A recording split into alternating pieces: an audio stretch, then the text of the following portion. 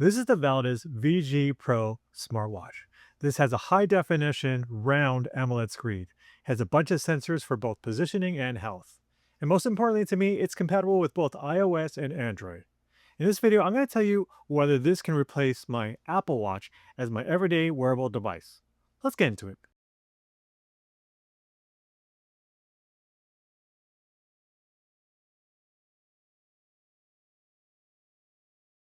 There's no doubt that I think the Apple Watch is an amazing product. But no matter what model of Apple Watch you get, from the SE2 that I have here all the way to the Ultra 2, you're going to have the same rectangular design and you're going to need an iPhone to operate in.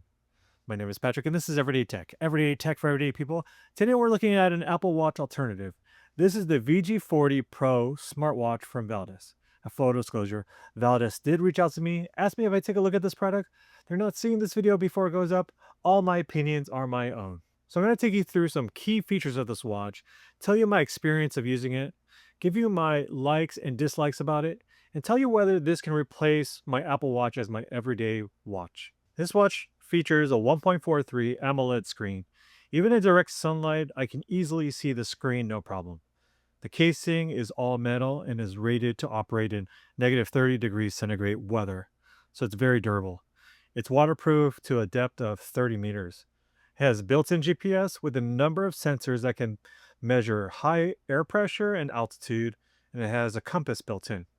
It also has long battery life that can last between 5 to 7 days between charges. Now, this watch is definitely marketed as a health and fitness watch. It has a heart rate monitor, even has a blood oxygen monitor. Of course, it can monitor your steps, but it also has 60 to 7 different workout modes that can track different types of movements. Operating this watch is very simple. There are two main buttons on here. The top button is the application or brings up your applications. And like the Apple Watch, you can do it in list view or an icon view. I would leave it in the list view. You get a little bit better performance. And this button also doubles as a scroll wheel as well. Now, the scroll wheel is not as smooth as on the Apple Watch. Just the overall performance of this is not going to be as smooth as an Apple Watch. Then you have this bottom button here, which brings up a shortcut to your most recent workouts or to other workout modes that you want to do.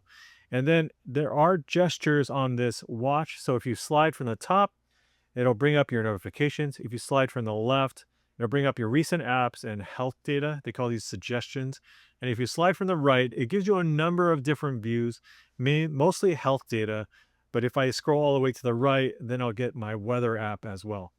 Then you can slide from the bottom, which gives you all the settings and utilities. So you have do not disturb. You can turn on always on display. You can change the brightness right away. You have this wake up on lift, which when you lift up your hand, it'll wake up the watch. You have a flashlight. You can put it on silent mode. You can lock the watch. And then you can have this feature of finding your phone as long as it's within Bluetooth range. And remember, this connects via Bluetooth. And so as long as you're within Bluetooth range, you can find your phone and make it beep. So let me tell you some of the things I like about this watch. First, I like the design.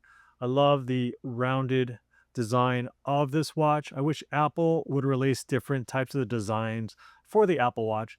And this has a beautiful AMOLED screen as well.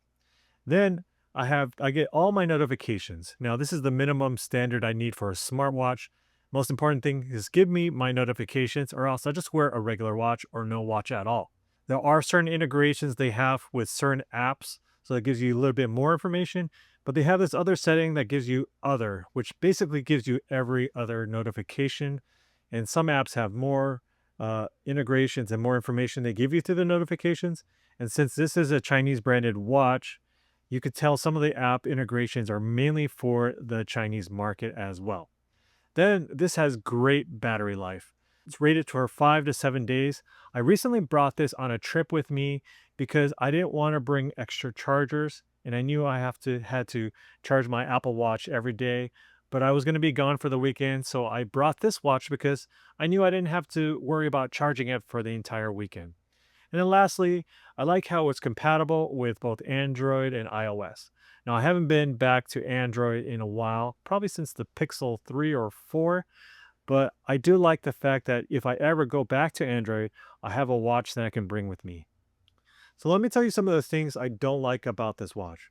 First, compared to the Apple Watch, out of the box, this is not as comfortable to wear as the Apple Watch.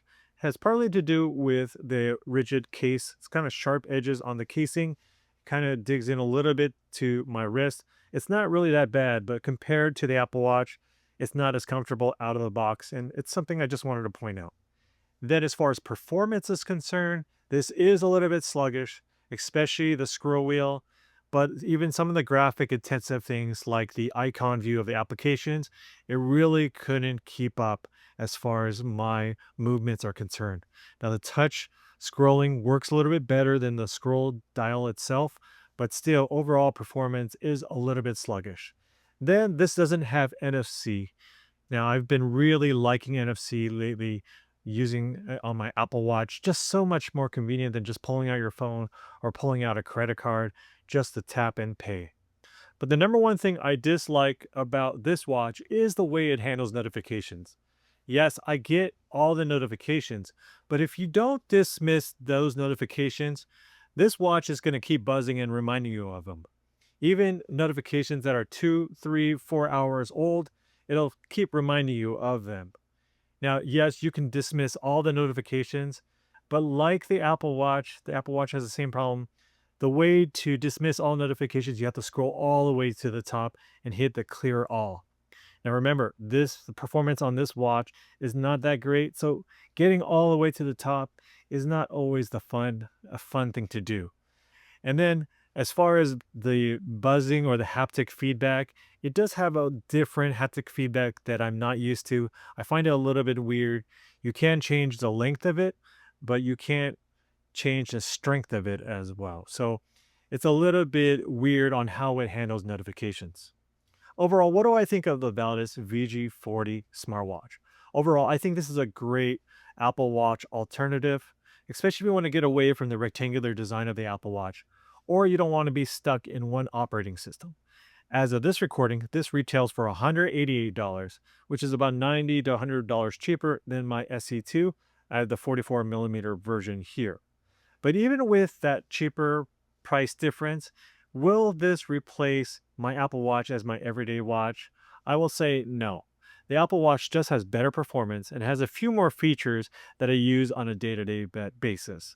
But even with that better performance and those different features, I can overcome that. But the main deal killer for me is the way it handles notifications.